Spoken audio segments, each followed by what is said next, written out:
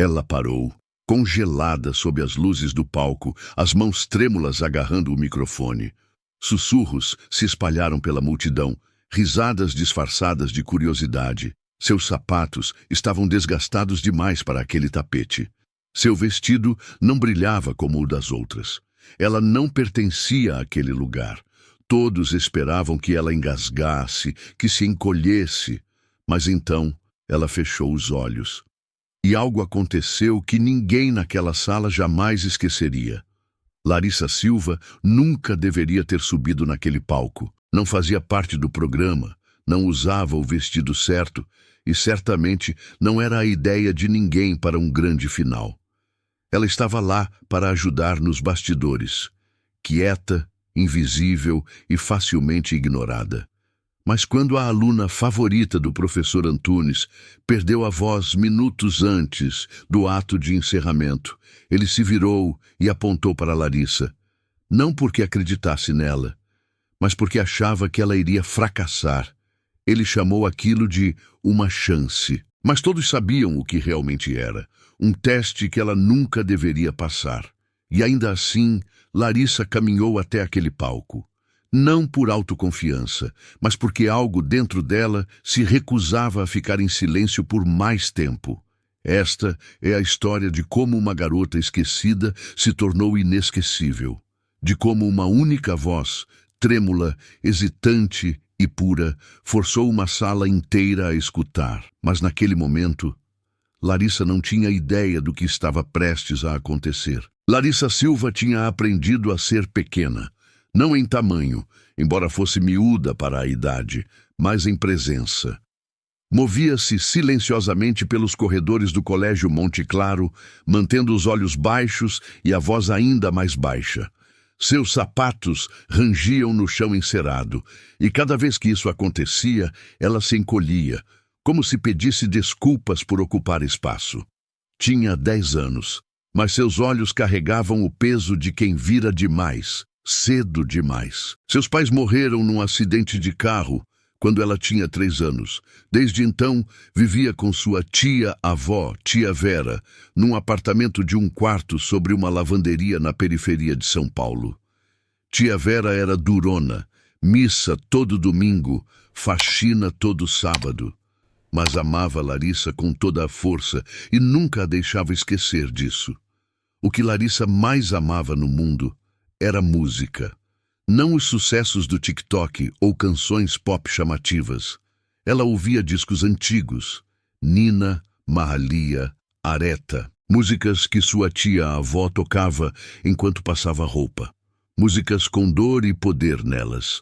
Mas Larissa só cantava quando ninguém estava ouvindo.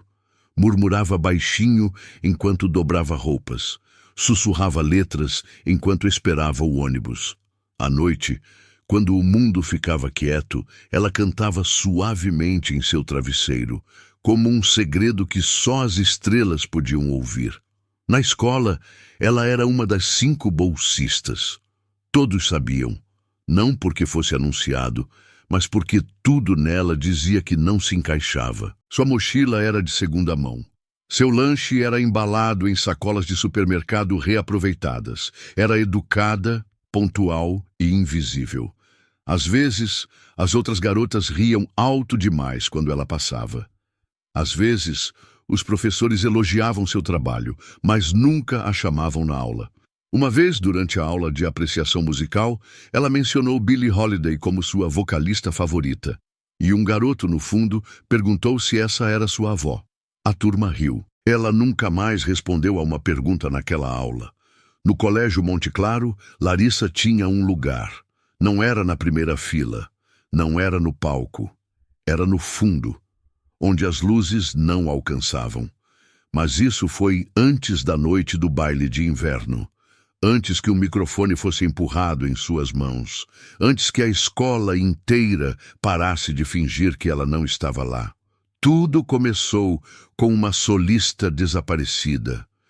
E um erro que mudaria tudo. Larissa não falava muito sobre seus sonhos, não porque não os tivesse, mas porque sabia o quão frágeis eles eram. Nas poucas vezes em que compartilhou o que estava em seu coração, o mundo riu, Ou pior, a ignorou completamente. Mas havia um sonho que ela nutria em silêncio: cantar na frente das pessoas. Não por fama, não por aplausos, mas porque, no fundo, ela queria que alguém sentisse o que ela sentia quando cantava. Ela queria importar, mesmo que apenas por alguns minutos. Sua tia-avó sabia. Tia Vera às vezes parava no meio de uma costura para dizer: um dia, minha filha, essa sua voz vai alcançar mais longe do que você jamais andou. Larissa sorria timidamente, mas nunca acreditava de verdade. Mesmo assim, ela tentou. Naquele outono, quando o professor de música abriu as inscrições para o coral do baile de inverno, Larissa entregou seu nome. Sua caligrafia era caprichada, suas bochechas coradas de esperança silenciosa. Quando a lista foi postada no dia seguinte, seu nome não estava lá.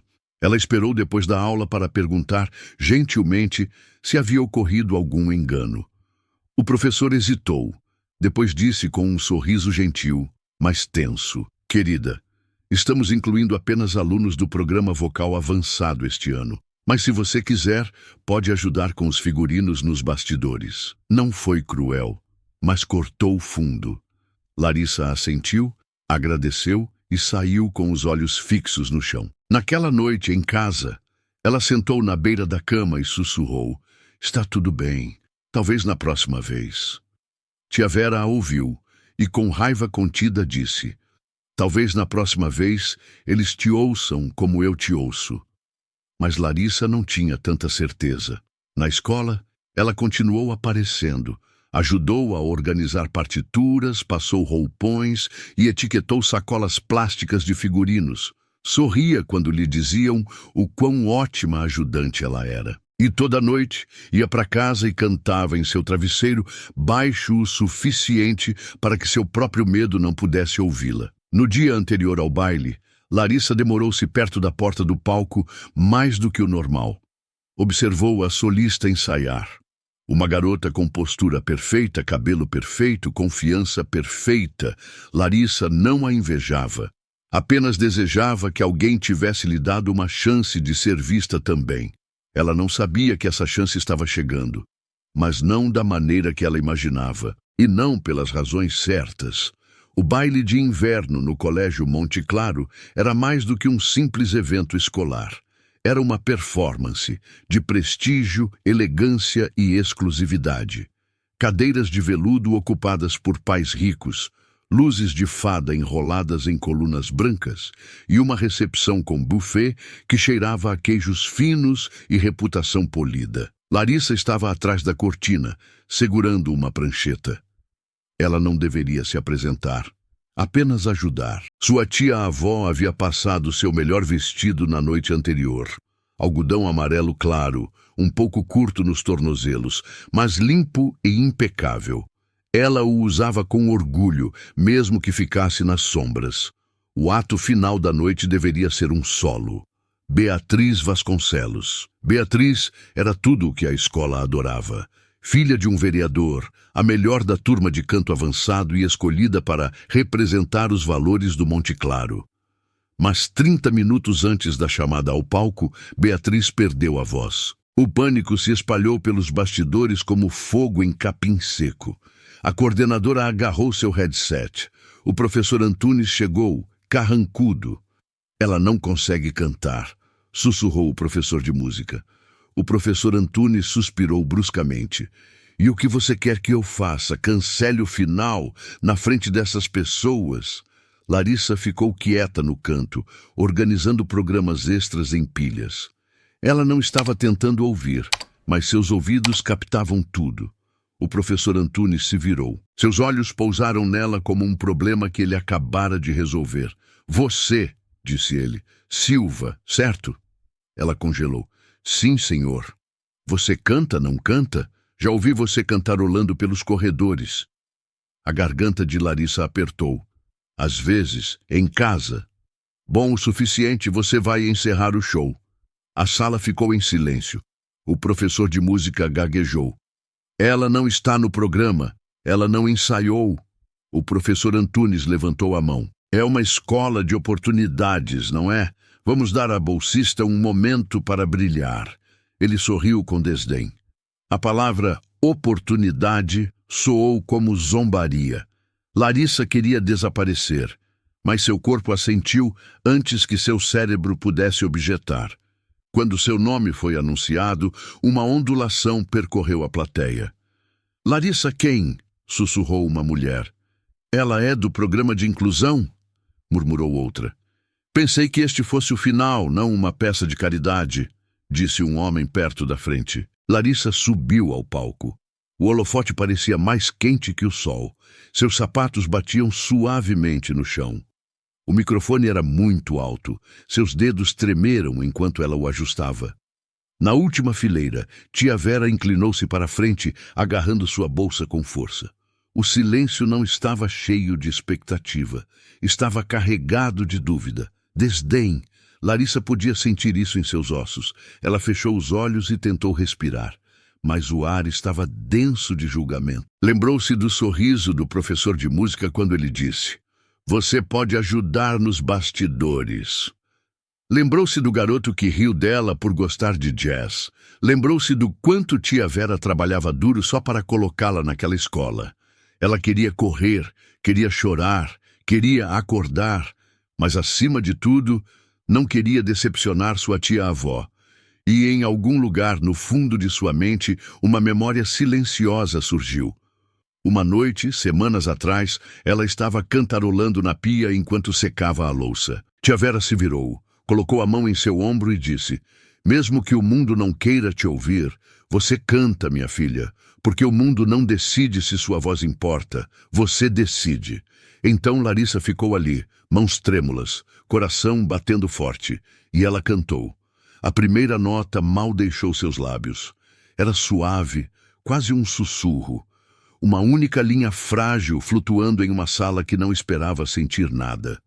A voz de Larissa vacilou, apenas o suficiente para atrair seu medo. Mas ela continuou. Era uma canção de ninar, que tia Vera costumava cantar nas manhãs de domingo, enquanto fazia angu e cantarolava ao ritmo do rádio. Uma canção de esperança de um tempo que a maioria das pessoas naquela sala nunca se importou em lembrar. A letra falava de mãos rachadas e orações silenciosas, de força escondida no silêncio. Não era polida, não era ensaiada, mas era honesta. Algumas cabeças se inclinaram. Alguns murmúrios se dissiparam. Uma das mães, na primeira fila, parou de rolar a tela do celular. Os olhos de Larissa permaneceram fechados. Ela não cantava para impressionar. Cantava como fazia em casa, quando o mundo estava adormecido, como uma confissão que ninguém deveria ouvir. E foi por isso que funcionou. Porque naquela crueza, naquela honestidade trêmula, havia algo que nenhuma aula de canto-cara poderia ensinar. Ela não estava se apresentando. Estava sobrevivendo. E pouco a pouco, a tensão em seus ombros diminuiu. Sua voz se aprofundou. Apenas um pouco. Sua respiração se acalmou. Ela atingiu uma nota com mais confiança do que sabia que tinha. O professor Antunes, observando das coxias, mexeu-se desconfortavelmente. Aquilo não era o desastre que ele esperava. Era outra coisa, algo perigoso. Quando Larissa chegou à segunda estrofe, um silêncio profundo havia varrido todo o auditório. Podia-se ouvir o zumbido do ar-condicionado. Podia-se ouvir uma tosse 2 fileiras atrás. Mas ninguém ousava interrompê-la. Ela não era apenas uma criança cantando uma música. Ela carregava algo maior que si mesma. E pela primeira vez em sua vida, ela se permitiu acreditar. Talvez sua voz fosse suficiente. Ela não sabia o que aconteceria em seguida. Não sabia se aplaudiriam, ou ririam, ou fingiriam que nada havia acontecido. Mas ela havia cantado sua verdade, e pela primeira vez, ela não queria mais se esconder. Quando Larissa terminou a última nota, não abriu os olhos imediatamente. Por um momento, não houve nada. Nenhum aplauso, nenhuma tosse. Apenas quietude. Então, uma pessoa se levantou, um homem na última fileira, alto, vestido com um blazer cinza. Ele aplaudiu uma vez, depois de novo. Outros seguiram. O aplauso não foi estrondoso, foi atordoado, incerto, real. As pessoas se olhavam, balançando a cabeça lentamente, como se estivessem se dando permissão para sentir algo. Alguns pais se levantaram. Alguns professores enxugaram os olhos. Mesmo os alunos, acostumados a fingir que tudo era chato, sentaram-se mais eretos. O professor Antunes deu um sorriso contido, os braços ainda cruzados, fingindo que tudo aquilo tinha sido ideia sua desde o início. Mas a expressão em seu rosto dizia o contrário. Ele não estava orgulhoso, estava acuado. Larissa olhou ao redor, confusa, sem saber o que acabara de acontecer. Seu peito subia e descia, seus dedos agarravam o microfone como uma tábua de salvação. Então, seus olhos encontraram tia Vera, na última fileira, ambas as mãos sobre a boca, lágrimas brilhando em suas bochechas. Larissa recuou, curvou-se desajeitadamente e saiu do palco em silêncio. Ela não sorriu, não acenou. Apenas respirou. Nos bastidores, alguns funcionários deram um tapinha em seu ombro. Uma das garotas do coral fez um sinal de positivo. O professor de música disse baixinho: "Você foi bem, querida." Mas antes que ela pudesse processar qualquer coisa, alguém novo se aproximou. Uma mulher que Larissa nunca tinha visto antes. Pele morena, um lenço vibrante e olhos que pareciam familiares de alguma forma. Ela se inclinou e sussurrou: "Não vá longe, querida. Essa sua voz? Eu estava esperando para ouvi-la." Larissa piscou. "Desculpe, quem é você?" A mulher sorriu. "Meu nome é doutora Luísa Campos. Dirijo um lugar onde vozes como a sua não são ignoradas." Larissa sentou-se sozinha no camarim, o vestido amassado pelas luzes do palco, a mente acelerada. O que tinha acabado de acontecer? Ela repassava tudo de novo e de novo. O silêncio antes dos aplausos, os rostos encarando, o peso no peito. Teria ela imaginado os aplausos? Seria pena, choque, um acaso? Por tanto tempo, ela se ensinara a não esperar nada, nem aprovação, nem elogios, certamente não admiração. Então agora, mesmo com as pessoas sorrindo para ela, algo dentro dela sussurrava: "Eles não te veem de verdade, estão apenas surpresos por você não ter desmoronado." Ela esfregou as mãos. Ainda tremiam. A voz do professor Antunes ecoava em sua cabeça: "Vamos dar à bolsista um momento para brilhar." Não tinha sido um presente. Tinha sido uma armadilha. E de alguma forma ela tinha conseguido. Mas em vez de se sentir orgulhosa, sentia medo. E se aquela fosse a única vez que ela conseguiria cantar? E se nunca mais se sentisse tão corajosa? Então, ela se lembrou da doutora Campos. O sorriso calmo e seguro da mulher. O jeito como ela disse: "Eu estava esperando para ouvi-la." Larissa não tinha certeza do que aquilo significava, mas parecia diferente. Não como quando os professores diziam "bom trabalho" por hábito. Parecia real. Ainda assim, uma pergunta mais profunda persistia. E se aquilo fosse um milagre de uma só vez?